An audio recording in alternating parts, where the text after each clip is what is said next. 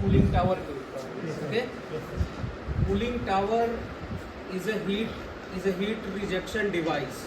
सबसे पहले आप ये समझो कि what is cooling tower. Cooling tower होता क्या है? Cooling tower water cooled system में यूज़ किया जाता है। कूलिंग टावर यूज़ करने का प्रोस्पेक्टिव होता है कंडेंसर में रेफ्रिजरेंट के टेम्परेचर को कम करना, ठंडा करना। रेफ्रिजरेंट को ठंडा करना कंडेंसर है, ठीक है। Uses of cooling tower. Cooling tower का यूज़ कहाँ कहाँ होता है? कूलिंग टावर का यूज़ हर वाटर कूल्ड सिस्टम के साथ होता है। जहाँ भी वाटर कूल कंडेंसर यूज़ होगा वहाँ पर कूलिंग टावर यूज़ होगा ही होगा, ठीक है। Types of cooling tower. Cooling tower कितने टाइप का होता है? बेसिकली 2 टाइप का। कौन कौन सा भाई? Natural type, mechanical type. Natural type जो कि जनरली आपको power plant, thermal power plant, nuclear power plant, NTPC, इन सारे जगहों पर रहता है, जिसमें कोई भी मैकेनिकल इक्विपमेंट नहीं लगा रहेगा। वो नेचुरल टेम्परेचर के साथ पानी को ठंडा किया जाएगा। मैकेनिकल में हमारा मैकेनिकल कंपोनेंट लगेगा, फैन लगेगा वगैरह वगैरह। जो मैकेनिकल टाइप होता है वो 2 टाइप का, एक इंड्यूस ड्राफ्ट, दूसरा फोर्स ड्राफ्ट। इन दोनों में डिफरेंस क्या है? इंड्यूस ड्राफ्ट में फैन ऊपर रहेगा और फोर्स ड्राफ्ट में फैन नीचे रहेगा। कूलिंग टावर की जो डिजाइनिंग होती है, कूलिंग टावर की जो डिजाइनिंग होती है वो 2 टाइप का होता है, काउंटर फ्लो और क्रॉस फ्लो। काउंटर फ्लो जो इंड्यूस ड्राफ्ट कूलिंग टावर है वो काउंटर फ्लो डायरेक्शन में होगा, काउंटर फ्लो डिजाइन में होगा। और जो फोर्स ड्राफ्ट है वो काउंटर फ्लो और क्रॉस फ्लो दोनों ही डिजाइन में होगा, ठीक है, ठीक है। काउंटर फ्लो क्या होता है और क्रॉस फ्लो क्या होता है वो मैं आपको यहाँ पर इस ड्राइंग से बता रहा हूँ। ये है कूलिंग टावर, ठीक है। कूलिंग टावर में ये जो लाइन है ये कंडेंसर से आ रहा है, मतलब इस लाइन में क्या है? हॉट वाटर, कंडेंसर से हॉट वाटर।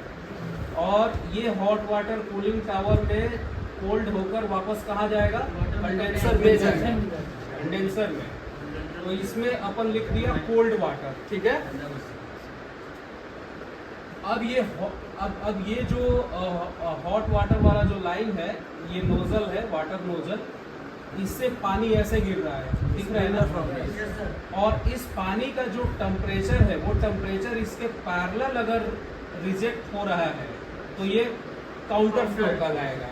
लेकिन अगर ये कूलिंग टावर कुछ ऐसा हो जाए, ये कूलिंग टावर कुछ ऐसा हो जाए और ये पानी गिरे यहाँ और इसकी जो पानी की जो टेम्परेचर है वो रिजेक्ट हो साइड से, तो ये क्रॉस फ्लो हो गया, ठीक है।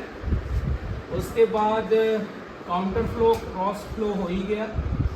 अब अगला जो कूलिंग टावर में जो पैरामीटर है, working component of cooling tower. Cooling tower में कौन कौन सा कंपोनेंट यूज होता है? कूलिंग टावर में there are various types of component use in cooling tower. Drift eliminator, water nozzle, cooling tower fan, water level sensor, fill media, water inlet, air inlet damper, various types of valve, ठीक है। उसके बाद आपका gate valve, drain valve, बहुत तरीके का component use होता है। Working function of cooling tower. Cooling tower का काम करने का तरीका क्या होता है कि कंडेंसर में कूलिंग टावर से 28 डिग्री सेंटीग्रेड का एटमॉस्फेरिक एयर के कांटेक्ट में आएगा तो पानी और टेम्परेचर उसकी कम हो जाएगी ना।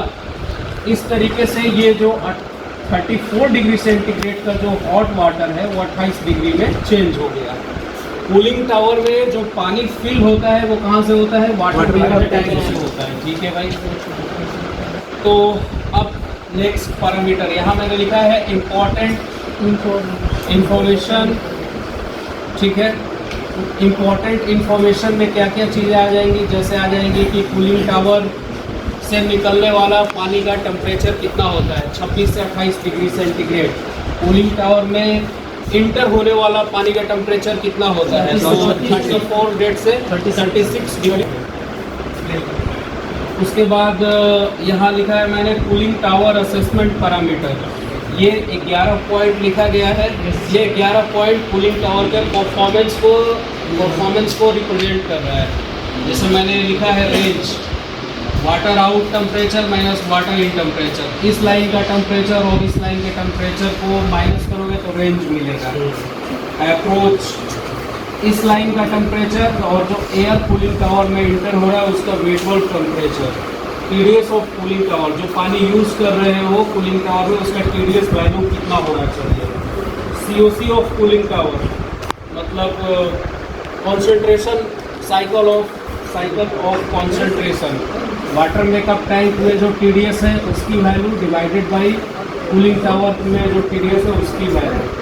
ड्राइवल टेम्परेचर एंड वेटवर्ड टेम्परेचर, जिस जगह पर कूलिंग टावर तुम लगा रहे हो वहाँ का ड्राइवल टेम्परेचर और वेटवर्ड टेम्परेचर इंपॉर्टेंट होता है। जैसे जो कूलिंग टावर तुम्हारा चेन्नई में है, वेटवर्ड टेम्परेचर और ड्राइवल टेम्परेचर कितना होना चाहिए।